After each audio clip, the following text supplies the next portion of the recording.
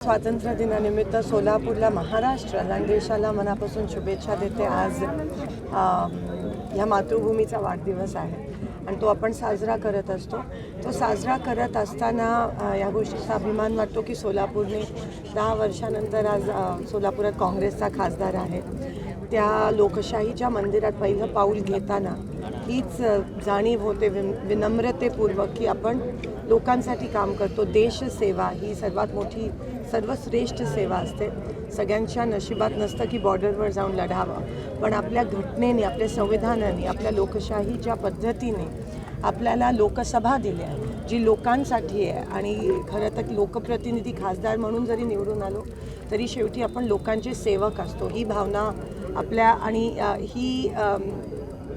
ही संकल्पना जी आपल्या संविधानाने दिली ती अतिशय सुंदर अशी आहे आणि आज त्या माध्यमातूनच आपण सगळे काम करत आहोत। पण कुठेतरी या संविधानाला आज जे सत्ताधारी आहेत ते खतरा पोचवत आहेत, ते संविधान बदलण्याचा कट कारस्थान करत आहेत। बाबासाहेबांनी दिलेलं, संविधानाने दिलेलं जे आरक्षण आहे ते खाजगीकरणाच्या माध्यमातून संपवण्याचं षडयंत्र हे सरकार करत आहे।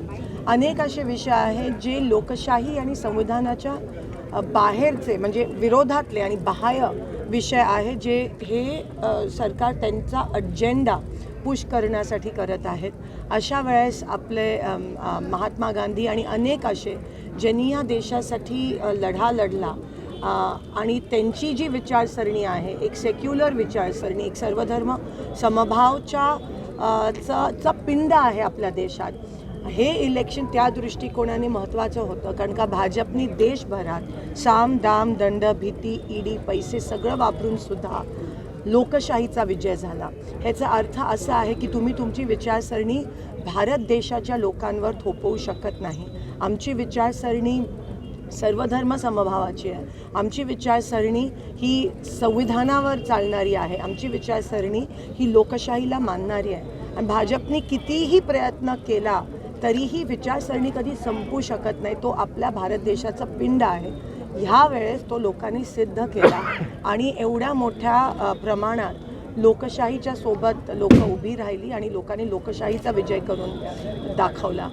मला असं वाटतं म्हणून हा आजचा दिवस हा खूप साजरा करण्यासारखा आहे आणि आपण सगळे आज काँग्रेसी म्हणून आपण वचन घेत आहोत की ही लोकशाही आपण टिकवणार, हे संविधान आपण टिकवणार आणि भाजप ची जी लोक आहेत जे संविधान विरोधी आहेत, जे लोकशाहीच्या विरोधी आहेत, ते खरं तर देशाच्या विरोधात आहेत ह्या मताची मी आहे।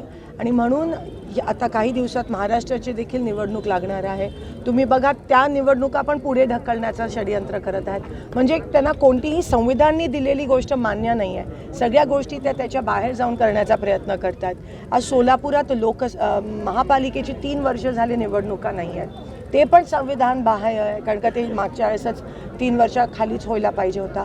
आज पाणीपट्टी 10 पट वाढवली आहे, पूर्ण सगळीकडे त्याचा इफेक्ट मोठ्या प्रमाणात होतो आहे। सगळे अन्यायकारक निर्णय हे भाजप सरकार घेतं, आम्ही त्याचा निषेध करतो। पण आजचा दिवस आजचा लोकांचा दिवस आहे, ह्या मातृभूमीचा दिवस आहे। तो साजरा करताना आपण वचन घेतोय की आपण ह्या देशासाठी आपल्या शेवटच्या श्वासापर्यंत सेवा करणार आणि लोकांसाठी आपण शेवटच्या श्वासापर्यंत आपण सेवा करणार आहोत, त्यांच्यासोबत आहोत।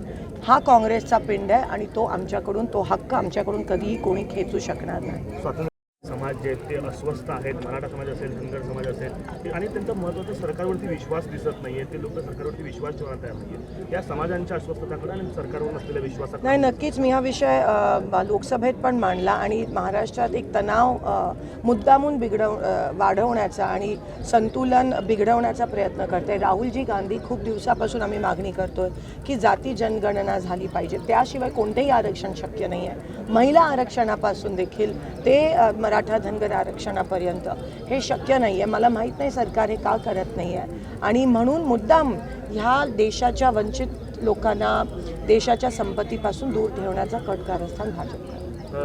मोदींचं भाषण सुरू आहे आता लाल किल्ल्यावरनं, ते असं म्हणतात की 2047ला भारताला विकसित भारताकडे नेऊन घ्यायचं, त्याचा संकल्प ते मांडतात। त्या भाषणाकडे, त्या संकल्पाकडे आपण कशा पद्धतीने? मला पूर्ण खात्री आहे की भारत देशाच्या लोकांच्या योगदानामुळे भारत हे लवकरच सुपर पॉवर होणार आहे, पण ते देशाचं लोकांचं योगदान आहे आणि आपला थॉट प्रोसेस जो आहे तो सेक्युलर आहे, त्याच्यामुळे भारत पुढे जात आहे. पण ते केवळ एका माणसाचं श्रेय नाही आहे, ते अनेक वर्षापासून अनेक गव्हर्नमेंट्स, अनेक सत्ताधाऱ्यांचं जे श्रेय आहे त्याच्यामुळे आहे. लाडकी बहीण योजनेचे पैसे जमा व्हायला सुरुवात झालेली आहे.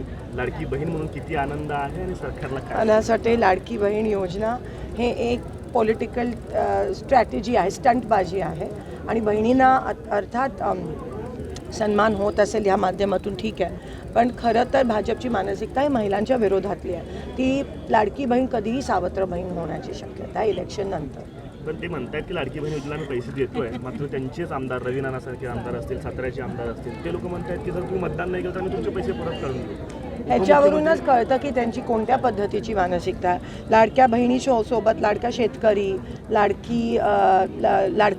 लाडका रोजगार, आपला काम करणारा कामगार असेल, असे अनेक लाडके आहेत. पण सगळ्यांच्या ही फक्त पब्लिसिटी स्टंट आहे आणि जे मध्य प्रदेश सरकारने केलं, पण आता लोक खूप हुशार झाले आहेत. लोकांना माहिती आहे की हे खेळ फक्त इलेक्शनपुरती असतात. एक स्थिर सरकार देणारं काँग्रेस महाविकास आघाडीच लवकर तुम्हाला महाराष्ट्रामध्ये सत्ता आलेली दिसेल.